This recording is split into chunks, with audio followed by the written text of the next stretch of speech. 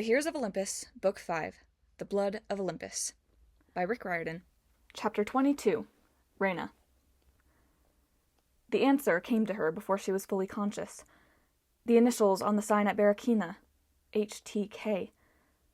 Not funny, Reyna muttered to herself. Not remotely funny.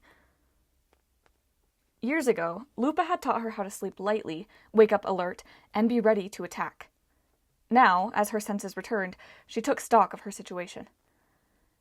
The cloth sack still covered her head, but it didn't seem to be cinched around her neck. She was tied to a hard chair. Wood, by the feel of it. Cords were tight against the ribs.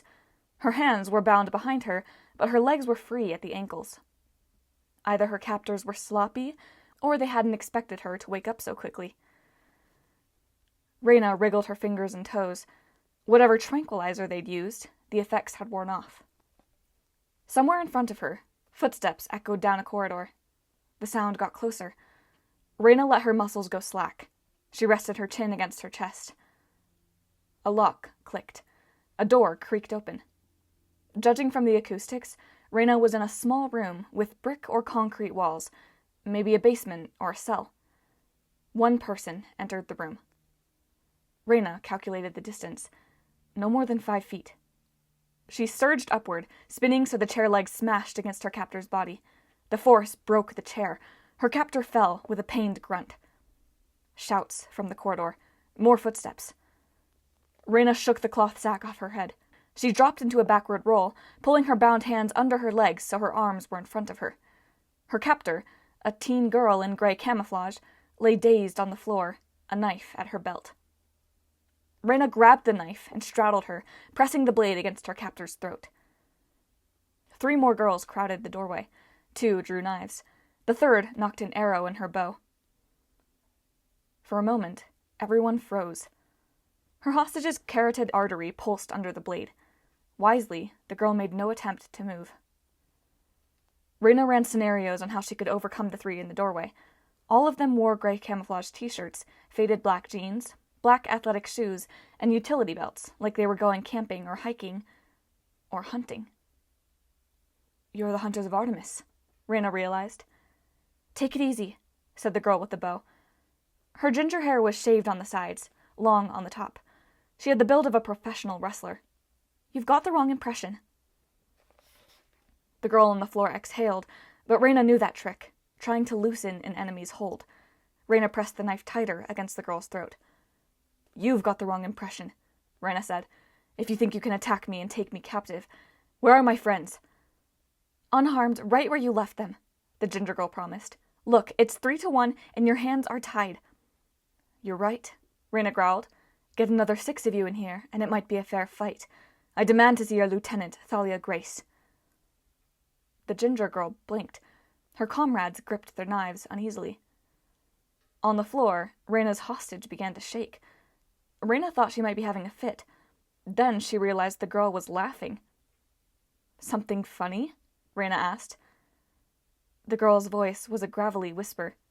"Jason told me you were good. He didn't say how good." Reyna focused more carefully on her hostage. The girl looked about 16, with choppy black hair and startling blue eyes. Across her forehead glinted a circlet of silver.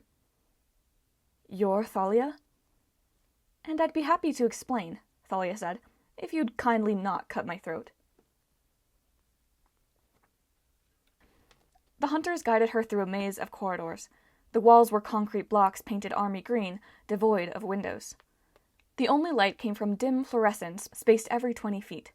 The passages twisted, turned, and doubled back, but the ginger-haired hunter, Phoebe, took the lead. She seemed to know where she was going. Thalia Grace limped along, holding her ribs where Reyna had hit her with the chair. The hunter must have been in pain, but her eyes sparkled with amusement.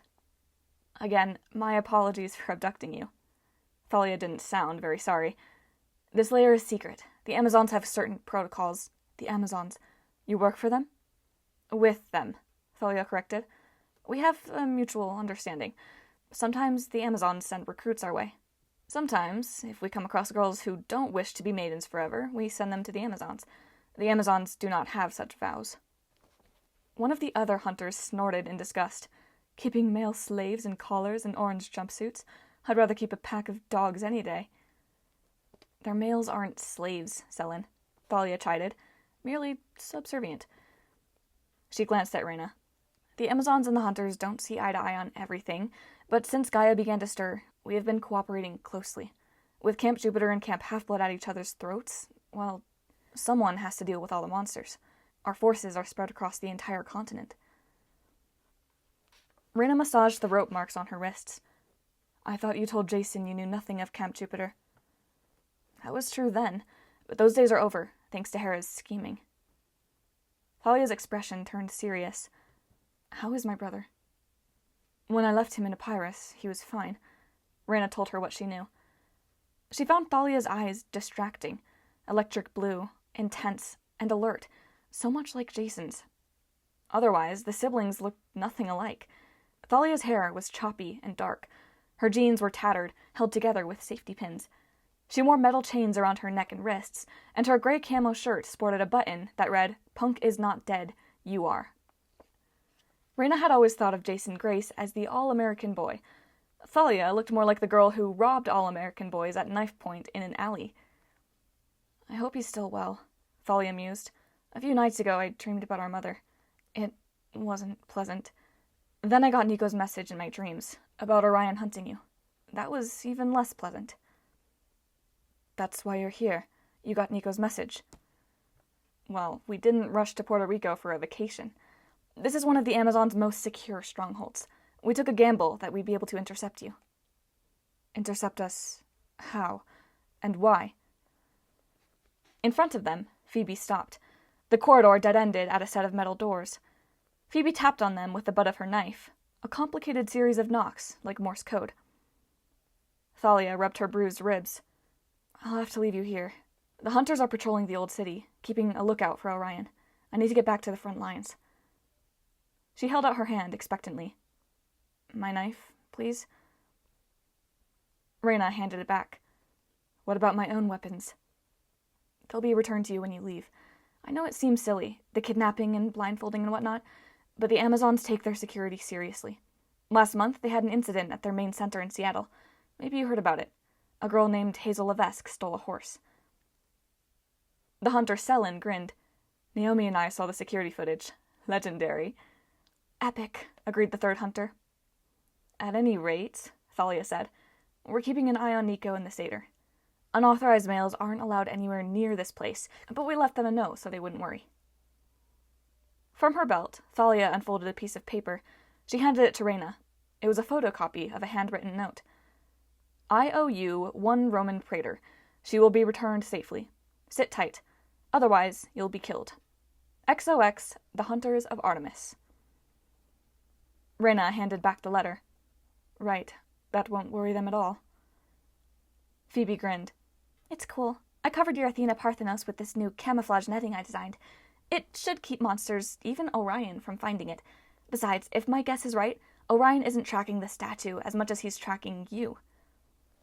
Reyna felt like she'd been punched between the eyes. How could you know that? Phoebe's my best tracker, Thalia said, and my best healer. And, well, she's generally right about most things. Most things?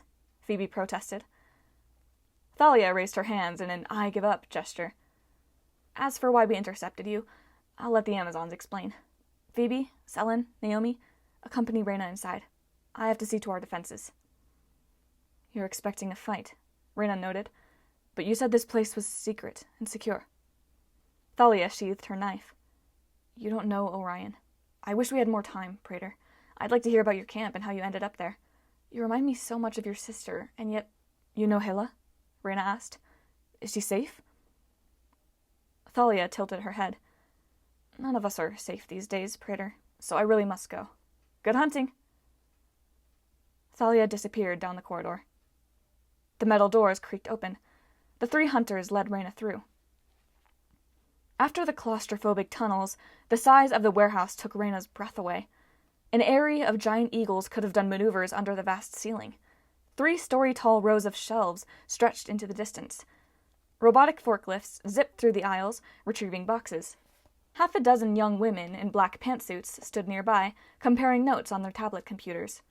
In front of them were crates labeled Explosive Arrows and Greek Fire, 16-ounce, easy open pack, and Griffin Fillets, free-range organic.